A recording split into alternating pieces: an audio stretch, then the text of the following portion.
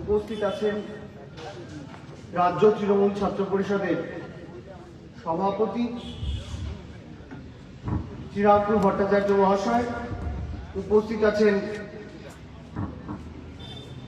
আপনাদের জেলার তৃণমূল যুব কংগ্রেসের সভাপতি, তৃণমূল ছাত্র পরিষদের সভাপতি সহ রাজ্য স্তরের সর্বস্তরের নেতৃত্ব এবং সর্বোপরি আপনারা। এই আলিপুরদুয়ার জেলার মাটি, আমি বিশ্বাস করি এই মাটি বিভাজনের বিরুদ্ধে রুখে দাঁড়াতে জানে, এই মাটি সাম্প্রদায়িক শক্তিকে রুখে দিতে জানে। এবং আমরা যারা এখানে সমবেত হয়েছি, আপনাদের প্রত্যেকের উপস্থিতি, এই উপস্থিতি প্রমাণ করে যে তৃণমূল কংগ্রেস দলটা কোনো নেতাদের দল নয়। তৃণমূল কংগ্রেস দলটা বুথের কর্মী, অঞ্চলের কর্মী, বিধানসভার কর্মীদের দল। যারা ঝান্ডাটা নিয়ে লড়াই করে, এই দলটা তাদের দল। আমাদের মনে রাখতে হবে 1998 সালে মমতা বন্দ্যোপাধ্যায় কংগ্রেস থেকে বেরিয়ে এসে তৃণমূল কংগ্রেসটা তৈরি করেছিলেন। তার কারণ মমতা বন্দ্যোপাধ্যায় বলেছিলেন কংগ্রেস দলটা সিপিএম এর বি টিম হয়ে গেছে। বলেছিলেন 1998 সালে, আজ 2021 সাল, মিলিয়ে নিন সেদিনের মমতা বন্দ্যোপাধ্যায় কতটা দূরদর্শী ছিলেন। আজ সেই মমতা বন্দ্যোপাধ্যায়কে হারানোর জন্য, সেই মমতা বন্দ্যোপাধ্যায়কে পর্যদস্ত করবার জন্য 2016 সাল থেকে সিপিএম কংগ্রেস তারা ঐক্যবদ্ধ হয়ে লড়ছে। অর্থাৎ এ টিম বি টিম নয়, মমতা বন্দ্যোপাধ্যায়ের বিরুদ্ধে টিম করেছে সিপিএম কংগ্রেস বিজেপি ঐক্যবদ্ধ হয়ে। মমতা বন্দ্যোপাধ্যায় লড়ছেন একা, আর মানুষ রয়েছে 100।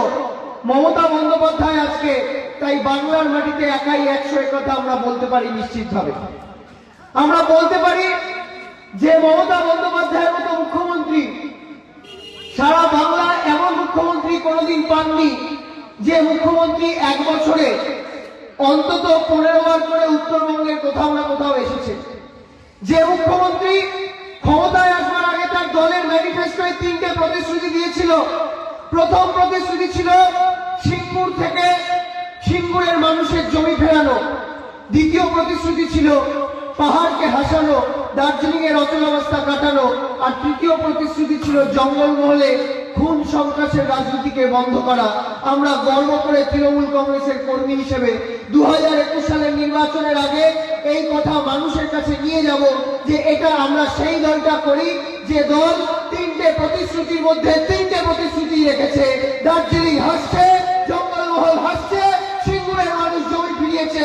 আমরা বিজেপি নই, আমরা সিপিএম নই, আমরা কংগ্রেস নই। আমরা কথা দিলে কথা রাখতে জানি। 2014 ক্ষমতায় আসবার আগে বিজেপি কি বলেছিল?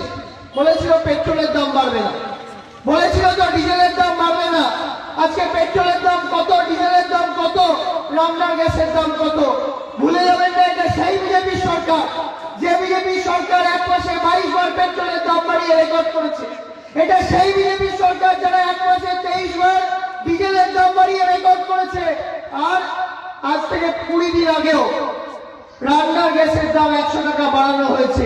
অর্থাৎ ওরা বলে বিজেপি মানে ভারতীয় জনতা পার্টি, আমি বলি বিজেপি মানে বর্বর জুমলা পার্টি, মিথ্যেবাদীদের পার্টি। সেই মিথ্যেবাদীদের বিরুদ্ধে এই আলিপুরদুয়ার জেলার মানুষকে ঐক্যবদ্ধ হয়ে লড়তে হবে। এবং কেউ কেউ বিভ্রান্ত করবার জন্য অনেকে অনেক কথা বলছে। অনেকে এই দল থেকে ওই দলে যাচ্ছে। যারা যাচ্ছে তারা যেতে দিন। যে গদ্দাররা 10 বছর দলের বিধায়ক থেকে, দলের মন্ত্রী থেকে, সাংসদ থেকে আজকে 2021 নির্বাচনের আগে দল বদল করছে, তাদেরকে দল বদল করতে দিন। আর যারা দল ছাড়ছে তাদেরকে বলে দিন, আমরা যারা তৃণমূল কংগ্রেসের সাধারণ কর্মী, আমাদের মেরুদণ্ড আছে, মাথা আছে, আত্মসম্মান আছে। যতদিন আত্মসম্মান থাকবে ঝান্ডা বিক্রি করতে দেব না, শিরদাঁড়াটা বিক্রি করবো না, মাথা নিচু করবো না। আমাদের দলনেত্রী মমতা বন্দ্যোপাধ্যায় মার খেতে খেতে, রক্ত ঝরাতে ঝরাতে আজকে নিজের শরীরে তার এমন কোন জায়গা নেই যে জায়গায় সিপিএম মারেনি। সেই মুখ্যমন্ত্রী আজকে, সেই জননেত্রী আজকে বাংলার মুখ্যমন্ত্রী হয়েছে। আমাদের শপথ করতে হবে, অঙ্গীকার করতে হবে। আজকে 10 তারিখ, হয়তো আর 6-7 দিনের মধ্যে 2021 সালের নির্বাচনের নির্ঘণ্ট ঘোষণা হয়ে যাবে। তার আগে এই আলিপুরদুয়ার জেলার মাটিতে আপনাদের এই শালকুমারে এসে বলতে চাই, আপনারা যারা এই শালকুমারের বাসিন্দা, আপনাদের প্রত্যেককে ঐক্যবদ্ধ হয়ে প্রত্যেকটা বুথে, প্রত্যেকটা ব্লকে বিজেপি জামানত জব্দ করতে হবে। পারবেন তো? পারবেন তো? হাত তুলে জানুন, পারবেন তো? বিজেপিকে হারাবেন তো? প্রত্যেকটা ব্লকে হারাবেন তো? আলিপুরদুয়ার জেলায় বিজেপিকে শূন্য করতে হবে। কেন বলছি? আপনাদের এখানে একজন সাংসদ ছিলেন না, ফরওয়ার্ড ব্লক থেকে তৃণমূল, তারপরে তৃণমূল থেকে বিজেপি, আরএসপি থেকে তৃণমূল, এখন তৃণমূল থেকে বিজেপি। আমি আলিপুরদুয়ার জেলায় দাঁড়িয়ে এই শালকুমারে দাঁড়িয়ে বলতে চাই, তার নাম করেই বলতে চাই, তার নাম হচ্ছে দশরথীকে। এখন খুব বলছেন যে তৃণমূল নাকি কাটমানির পার্টি, তোলাবাজির পার্টি। এই আলিপুরদুয়ার জেলায় আপনাদের দশরথীকে দাঁড়িয়ে চ্যালেঞ্জ করে দিতে চাই। আমার হাতে যে কাগজটা দেখছেন, কুমারগ্রাম থেকে মনোরঞ্জন দের থেকে তুলেছিলেন 50 লক্ষ টাকা, ধার হিসেবে নিয়েছিলেন, ফেরত দেননি। তারপরে আরেকজন হচ্ছে যার কাছ থেকে নিয়েছেন, তার নাম হচ্ছে কৃষ্ণচন্দ্র দে, তার থেকে নিয়েছেন 50 লক্ষ টাকা। সর্বমোট 1 কোটি টাকা মানুষের টাকা তুলেছেন। আমি বলছি এই বিজেপি দলটা আজকে তোলাবাজদের দলে পরিণত হয়েছে, যারা মানুষের টাকা নিয়ে নয় ছয় করে, যারা মানুষের বিশ্বাস নিয়ে নয় ছয় করে, তাদের দলে যোগ দিয়ে আজকে আপনাদের এই এলাকা, এই দশরথীকে বিজেপি দলই জানে না, ফ্লেক্স ছাপিয়ে দিচ্ছে যে উনি নাকি এখানকার প্রার্থী। আমি বলি, যদি বাপের বেটা হন, এই আলিপুরদুয়ার থেকে যে কোনো একটা বিধানসভা থেকে প্রার্থী হবে। তৃণমূল যুব কংগ্রেস লাগবে না, তৃণমূল কংগ্রেস লাগবে না, তৃণমূল ছাত্র পরিষদ আপনাকে হারিয়ে দেবে। তৃণমূল ছাত্র পরিষদ আপনাকে পর্যদস্ত করবে, জামানত জব্দ হতে হবে। এই দল বদলি বলদ, এই বলদগুলোর বিরুদ্ধে রুখে দাঁড়াতে হবে আপনাদের। আর পদময় পতাকা, নেত্রীর নাম মমতা। আমরা সেই দলটা করি যে দলটার নাম TMC, T for temple, M for mosque, C for church. সর্বধর্ম সমন্বয়, হিন্দু মুসলিম শিখ ইসাই আপস মে রহে না ভাই ভাই। আপনারা আমাকে বলুন তো, যে বিদ্যাসাগরের জন্য আমি আপনি আমার নামটা বাংলায় লিখতে পারি, যে সহজ পাঠটা পড়ে ছোটবেলা থেকে বড় হয়েছি, আমাদের ছোট নদী চলে আঁকে বাঁকে, যে বিবেকানন্দের কথা শুনে আমরা বড় হয়েছি, যে বহু শক্তিমান হাল ছেড়ে দেয়, হার মানে বহু দ্রুতগামী, জীবন যুদ্ধটা তারাই যেতে যারা ভাবে জিতবই আমি। আজকে বাংলায় দাঁড়িয়ে জেপি নাড্ডা নাকি সর্বভারতীয় সভাপতি, সে বলছে বিবেকানন্দ ঠাকুর। আজকে বিজেপি দলের প্রেসিডেন্ট বলছে সহজ বার্তা নাকি বিদ্যাসাগরের লেখা। আর অমিত শাহ, যার মিছিল থেকে বিদ্যাসাগরের মূর্তি ভাঙা হয়। আমরা এই বাংলার মানুষ আমাদেরকে ঐক্যবদ্ধ হয়ে 2021-এ যারা বিদ্যাসাগরের মূর্তি ভাঙে, যারা রবীন্দ্রনাথের সম্মান করে, যারা মাতঙ্গিনী সম্মান করে, যারা বিবেকানন্দের সম্মান করে, আমাদেরকে তাদের বিরুদ্ধে রুখে দাঁড়াতে হবে।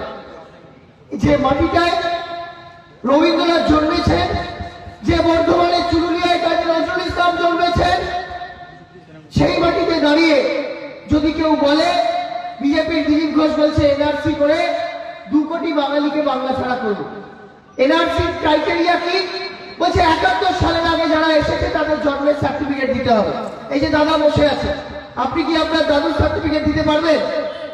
জন্মের সার্টিফিকেট দিতে পারবেন? হ্যাঁ কিনা জোরে বলুন। পারবেন না, আমরা কেউই পারবো না। বিজেপি বলছে 71-এর আগে যারা এসেছে তারা ভারতবর্ষের নাগরিক, আর যারা 71-এর পরে এসে তাদেরকে নাকি জন্মের ঠিকুজি গোষ্ঠী বিজেপিকে জমা দিতে হবে। আমি বলি, ওরে মূর্খ বিজেপি, তোর পার্টিটা তৈরি হয়েছিল 1980 সালে। এনআরসি করে যদি কাউকে সবার আগে তাড়াতে হয়, আগে ভারতীয় জনতা পার্টিকে ভারতবর্ষ থেকে তাড়াতে হবে, তারপর ভারতবর্ষের মানুষের গায়ে হাতে। কে কি খাবে, কে কি পড়বে, কে কি কোথায় থাকবে, তার নির্ধারণের দায়িত্ব নিয়েছে বিজেপি। আগামী দিনে আপনাদের ঐক্যবদ্ধ হয়ে লড়তে হবে। রাজবংশী ভুটিয়া ভাগ করে দেবে, দলিত মুসলমান ভাগ করে দেবে, হিন্দু মুসলমান ভাগ করে দেবে, শিখ খ্রিস্টান ভাগ করে দেবে। বিজেপি যেখানে যেখানে ক্ষমতায় এসেছে আগে বিভাজনের রাজনীতি করেছে। মনে রাখবেন, একটা লাঠি যদি একা থাকে সে লাঠি সহজে ভেঙে যায়, 10টা লাঠি যদি একজোট হয়ে থাকে কোনোদিন ভাঙতে পারে না। আপনারা আলিপুরদুয়ার জেলার মানুষ, ছাত্র যুবক, হিন্দু মুসলমান শিখ খ্রিস্টান রাজবংশী সবাই ঐক্যবদ্ধ হয়ে থাকে। আজকে বলছে, কালকে একটা প্রেস কনফারেন্স করে অমিত শাহ বলেছে সেনাবাহিনীতে নারায়ণী ব্যাটালিয়ান করবে, মানে ইঙ্গিত দিয়েছে, বলেও না। মানে মমতা বন্দ্যোপাধ্যায় আগের কাজ করে সেটা দেখে টুকলি করে বিজেপি। মমতাদি স্বাস্থ্যসাথী করেছিল 2 বছর আগে, বিজেপি টুকলি করে করেছে আয়ুষ্মান ভারত। আর বিজেপির নেতাগুলো এসে বলছে বাংলায় আয়ুষ্মান ভারত চালু করতে দেওয়া হয়নি। আরে কেন চালু করতে দেওয়া হলো? আপনার বাড়িতে যদি একটা বাইসাইকেল থাকে আপনি আয়ুষ্মান ভারত পাবেন না। আপনার বাড়িতে যদি একটা কালার টিভি থাকে আপনি আয়ুষ্মান ভারত পাবেন না। মমতা বন্দ্যোপাধ্যায় চালু করলো কৃষক বন্ধু, টুকে করলো কিষাণ সম্মান নিধি। আর বিজেপি হচ্ছে ভারতবর্ষের সেই টুকলিবাজ ছাত্র যারা টুকেও পাস করতে পারছে না। মমতা বন্দ্যোপাধ্যায় স্বাস্থ্যসাথী টুকে করেছে কি? আয়ুষ্মান ভারত। মমতা ব্যানার্জি কৃষক বন্ধু টুকে করেছে কি? কিষাণ সম্মান নিধি। আর মমতা দিয়ে একটা প্রকল্প করেছিল জল ভরো জল ধরো, মনে আছে তো? সেই জল ধরোটাকে টুকতে গিয়ে ছড়িয়ে ফেলেছে। এখন হয়ে গেছে চোর ধরো বিজেপিতে ভরো, দাঙ্গাবাজ ধরো বিজেপিতে ভরো, তোলাবাজ ধরো বিজেপিতে ভরো। এই একটা তোলাবাজ আলিপুরদুয়ারে, এটাকে ধরেছে এখন বিজেপিতে ভরেছে। তাই তোলাবাজদের বিরুদ্ধে আমাদেরকে ঐক্যবদ্ধ হয়ে লড়তে হবে। তোলাবাজের পার্টি তো বিজেপি, ভাদুলিয়া কোলমাইন থেকে 10 লক্ষ টাকা তুলেছে। তোলাবাজের পার্টি বিজেপি, বাটবাড়ির পার্টি বিজেপি। উত্তরপ্রদেশের মাটিতে মা বোনেরা বেরোতে পারেন রাস্তায়। 3 দিন আগে 85 বছরের একজন মহিলাকে, 85 বছর বয়স, ভাবুন তো, গণধর্ষণ করে হত্যা করা হচ্ছে। হাথরাসে মনীষা বাল্মীকির ঘটনা, কি অপরাধ ছিল তা? সেটা করতে যাচ্ছিল, মেরুদণ্ডটা ভেঙে গুঁড়িয়ে দেওয়া হয়েছিল, মুখের মধ্যে জিভটা কেটে দিয়েছিল যাতে কে ধর্ষণ করেছে বলতে না পারে। 15 দিন হাসপাতালে লড়তে লড়তে তারপরে মারা গেছে। আর তার মায়ের হাতে তার মৃতদেহটা পর্যন্ত দেওয়া হয়নি। এটা হচ্ছে উত্তরপ্রদেশের যোগী সরকার। বলছে কি বাঙ্গাল তো উত্তরপ্রদেশ বানাएंगे, বাঙ্গাল তো গুজরাট বানাएंगे। আমি বলি 2021-এর পর ভারতবর্ষকে কেবল বাঙ্গাল করে ছাড়বো। ভারতবর্ষকে পথ দেখাবে বাংলা। ভারতবর্ষই বাংলার নির্ণায়ক শক্তি হবে। তার কারণ এই ভারতবর্ষ সেই ভারতবর্ষ যে ভারতবর্ষ দেশকে একটা নেতাজি সুভাষ বোস দিয়েছে। এই ভারতবর্ষ সেই ভারতবর্ষ যে ভারতবর্ষ দেশকে একটা স্বামী বিবেকানন্দ দিয়েছে। এই ভারতবর্ষ সেই ভারতবর্ষ যে ভারতবর্ষ দেশকে একটা রবীন্দ্রনাথ দিয়েছে। আপনাদের গর্ব হয় না? আমাদের বাংলার ছেলে রবীন্দ্রনাথ ঠাকুর তার লেখা জাতীয় সঙ্গীত জনগণ মন অধিনায়ক জয় হয়ে যখন সারা দেশের মানুষ উঠে দাঁড়িয়ে গান। আজকে বিজেপির সুব্রমণ্যম স্বামী কি বলেছে?